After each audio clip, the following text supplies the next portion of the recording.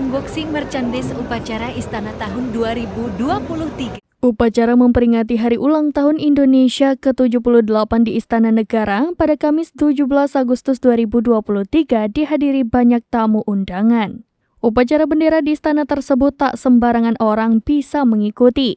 Mereka harus membawa undangan resmi untuk bisa mengikuti upacara tersebut. Untuk masyarakat, undangan bisa didapatkan di halaman www.pandang.istanapresiden.go.id.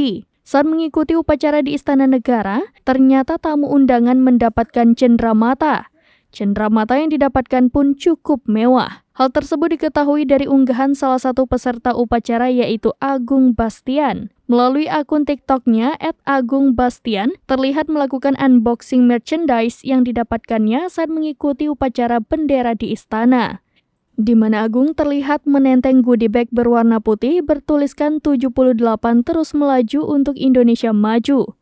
Agung tampak membuka goodie bag-nya saat masih di dalam istana. Pertama, Agung mendapatkan topi berwarna merah yang bertuliskan angka 78. Kemudian ada jersey bernuansa merah putih seperti bendera Indonesia. Lantas, Agung mendapat handuk kecil berwarna merah yang terbungkus rapi. Lalu Agung mendapatkan bungkusan kotak berwarna putih dan setelah dibuka ternyata isinya buku catatan kecil berwarna hitam. Dan yang terakhir ada parfum mini dengan botol kaca melengkapi merchandise tersebut. Souvenir yang didapat dalam upacara bendera itu cukup mewah. Alhasil, warganet yang melihat isi goodie bag tersebut pun merasa iri dan ingin mendapatkan souvenir tersebut.